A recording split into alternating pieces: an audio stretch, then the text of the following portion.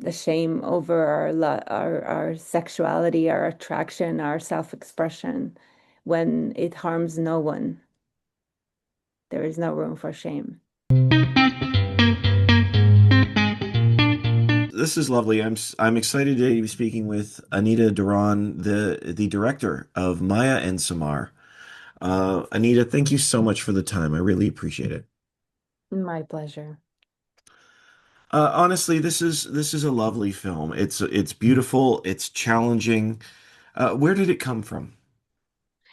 It initiated in the mind of Tamara Faith Berger, a writer who wrote Lie With Me. She's a novelist, and she created the story, and it ended in my hands and in my collaborators' hands. Well, it is a beautiful film.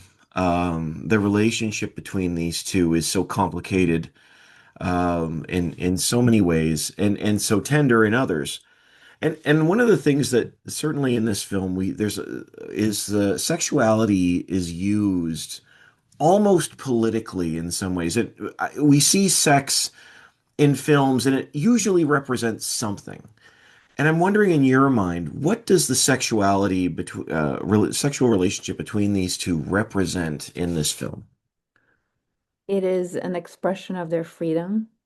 And in the film, we were overjoyed to present female sexuality, sexual femininity. That's funny too. That works. Not as decoration, not as titillation, but as an experience from inside the woman's skin, what it means to feel lust, what it means to want somebody or give and receive pleasure. And this is such an innate part of human experience. For us, sexuality, and for the characters, sexuality is spiritual. It's not shameful. It's real. It's beautiful. It's the purest way to connect. And this is what happens to them. And I wanted to portray it with the actresses in the most authentic way possible. Uh, Not to focus entirely on this point, but I'm just asking here for a moment.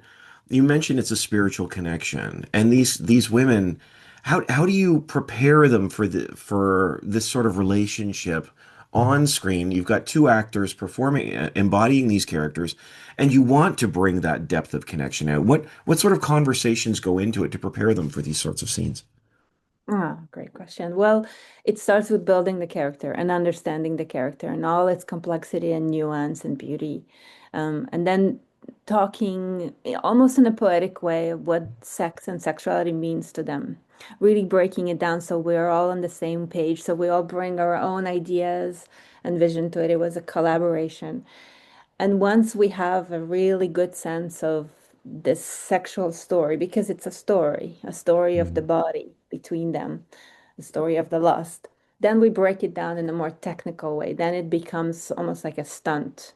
How are we going to translate it to screen? So we separate it from this visceral. Once we find it and we feel it and we go into it deep, then we build it technically.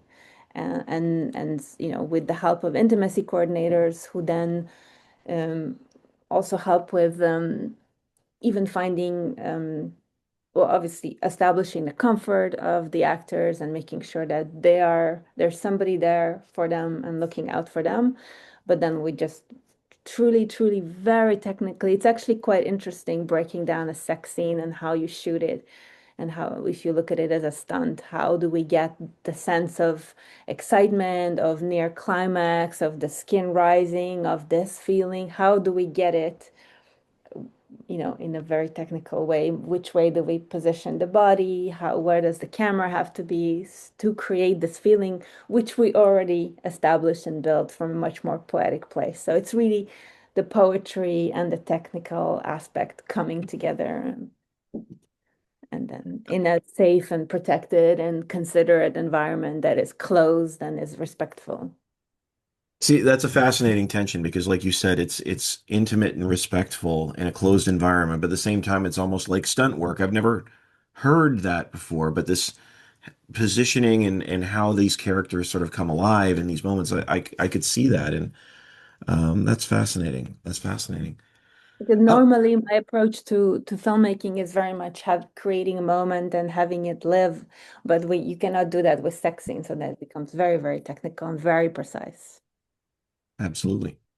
But the thing about this film too that I think is so fascinating is the combining the cross-culture conversation that's going on here, and also, you know, with Samar especially, the power of shame. And I wondered for you, as your for these characters, what is the power of shame, especially when it comes to sexuality? But you know, like you said, sexuality represents freedom. But what is the power of shame that continues to hold people in such a tight grip? Can I swear on your podcast? Sure, if you'd like. Is it a family-friendly podcast? I don't know who's listening, but I know All right. people are. Fuck shame.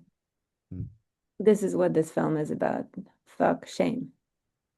Shame is an artificial construct we must fight against. This kind of shame, you know, the shame over our sexuality, our attraction, our self-expression. When it harms no one, there is no room for shame. Yeah, I mean, certainly, this is the tension here, and Samar's journey as a woman, as an Afghan woman who is, you know, who is dancing in the club, if you will. You know, there's that question of oppression that's going on, which makes Maya's journey that much more interesting, to be perfectly honest, because you have a young woman who believes she's doing her story is an act of justice, but maybe doesn't completely understand what's going on the other side. I was wondering if you could speak to that tension because there is this clash of worlds that's taking place between these characters. Yes, there is an assumption from the global north represented by Maya of what it means to be a refugee or maybe shame or struggling or victimhood. But Samar shows her that it's much more nuanced and she has her own agency and she makes her own decisions and you know it's kind of like subverting the expectations of the audience and of the character of Maya, and this white savior, you know, not necessarily white, but Western saviorism that often happens where the character on the other end is much more complex and is ahead of the game and has their own ideas and their own agency. Yeah, I actually, that was the part of the film I thought I connected with most deeply was this sort of like, well, this is the right thing. Well, hold on, maybe we need to consider a different worldview here. I think even it says there's a conversation of stories crossing the border of cultural understanding, which I thought was fascinating. Yeah, it's a very nuanced, you know, we need to tell each other stories. Yes, but we cannot make assumptions. And in certain contexts, you have to be quick and you have to make conclusions. So you create shortcuts or you sensationalize things, but there is no room to sensationalize. You have to look at the simple, deep reality of things, and it's maybe less sexy, it's maybe less headliney. Yeah, absolutely. I would love to hear from you. I know we're running out of time, but just as we wrap, what do you hope pe audiences take away from Maya and Samar's journey and relationship? I hope they become curious about a woman like Samar, and I hope, like with any film I make, it erases the sense of any sense of us and them and otherness, and it's an empathogen that makes you erase the borders between you and another person and become intensely and truly curious and I open. appreciate. Oh, I'm sorry. Um, Oh, good. I appreciate that, Anita. Thank you so much for the time. Maya and Samara is in theaters March 20th, and I appreciate the chance to chat with you about it. Thank you so much for the time. My pleasure. Thank you. Thank you. Have a wonderful day.